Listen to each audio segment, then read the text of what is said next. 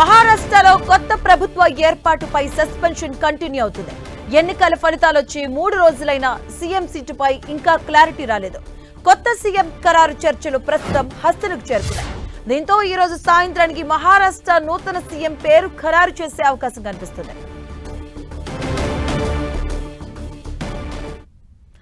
ఇక మహారాష్ట్రలోకి సంబంధించి సీఎం కుర్చీపైన ఒక సస్పెన్షన్ కొనసాగుతుంది. దీనికి సంబంధించి కూడా ఈ రోజు ఒక క్లారిటీ వచ్చే అవకాశం కనిపిస్తుంది. దీనికి సంబంధించిన పూర్తి అప్డేట్స్ మా కరెస్పాండెంట్ గోపి అందిస్తారు. గోపి,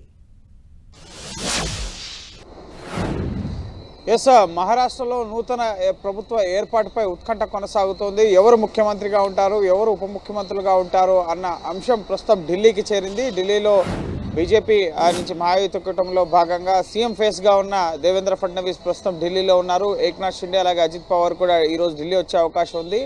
నిన్న స్పీకర్ ఓం బిర్లా కుమారి వివాహ వేడుక రిసెప్షన్కి దేవేంద్ర ఫడ్నవీస్ హాజరయ్యారు. ఆ తర్వాత 10:30 గంటలకి అమిత్ షా అలాగే నడ్డాతో సమావేశం ఉంటుందని భావించారు. కానీ నిన్న రాత్రి ఎటువంటి సమావేశం కూడా జరగలేదు. ఈ రోజు ముఖ్యంగా ప్రభుత్వ పదవీకాలం ఈ రోజుతో ముగుస్తుంది కాబట్టి ఈ రోజు ఖచ్చితంగా మహారాష్ట్ర తదుపరి ముఖ్యమంత్రి ఎవరు అన్నదానికి సంబంధించి ఒక నిర్ణయం వెలువడే అవకాశం ఉంది.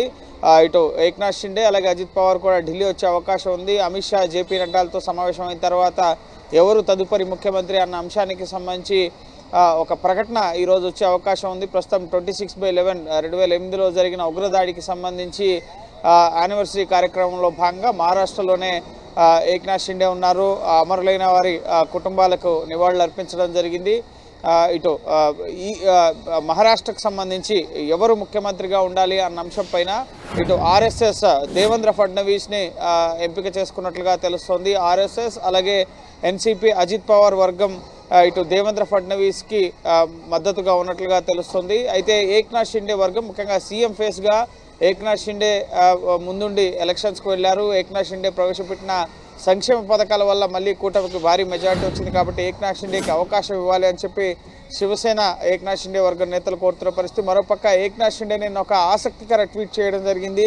ఎవరు కూడా నాకు మద్దతుగా ముంబైకి రాకండి, వర్షభవన్ అంటే సీఎం అధికారిక నివాసానికి రాకండి, మీరు చూపిస్తున్న ప్రేమకు ధన్యవాదాలు, ఖచ్చితంగా కూటమిగా మేము పోటీ చేశాం, కూటమిగా ఐక్యంగా ప్రభుత్వాన్ని ఏర్పాటు చేస్తామని చెప్పి ఇటు ప్రజలకి ఎక్స్ వేదికగా ఏక్నాథ్ షిండే అభ్యర్థించడం జరిగింది. అయితే ఈరోజు గత ప్రభుత్వ పదవీ కాలం ముగుస్తుండడంతో ముఖ్యమంత్రి పదవికి ఏక్నాథ్ షిండే ఈరోజు రాజీనామా చేయబోతున్నారు. అలాగే నూతన ప్రభుత్వ ఏర్పాటుకు సైతం గవర్నర్ని కలిసి ఇటు విజ్ఞాపన పత్రం ఇచ్చే అవకాశం ఉంది. ఎమ్మెల్యేల సంఖ్యాబలం ఇటు మహాయుతి కూటమిలో భాగంగా 235 స్థానాల వరకు కూడా ఇతర మద్దతుదారులు ముఖ్యంగా బీజేపీ అలాగే ఏక్నాథ్ షిండే శివసేన ఎన్సీపీ అజిత్ పవార్ వర్గంతో పాటుగా పలు స్వతంత్రులకు కూడా ప్రస్తుతం మహాయుతి కూటమికి ప్రస్తుతం మద్దతిస్తున్న పరిస్థితి ఉంది. వారందరితో కలుపుకుని వెళ్ళి అక్కడ గవర్నర్ని కలిసి ప్రభుత్వ ఏర్పాటుకి ఆహ్వానించాల్సిందిగా గవర్నర్ని కోరబోతున్నారు. అయితే ఒక చర్చ జరుగుతోంది. ఎందుకు మహారాష్ట్ర సీఎం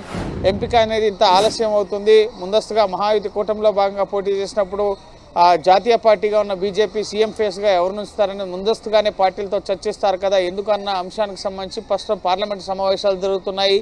అదాని వ్యవహారం ఇటు హీట్ రేపుతున్న పరిస్థితి ఉంది.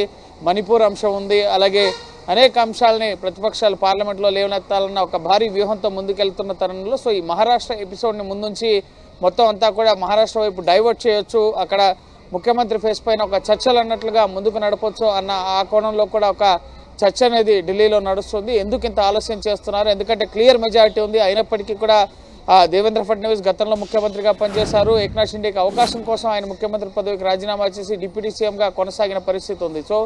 ఏ ఫార్ములాతో ముందుకు వెళ్ళాలి అన్న అంశానికి సంబంధించి ఎందుకు ఇంత ఆలస్యం చేస్తుంది బీజేపీ? దీని వెనుక కూడా ఒక గేమ్ ప్లాన్ ఉన్న ఒక రాజకీయ చర్చ అయితే ప్రస్తుతం ఢిల్లీలో నడుస్తుంది.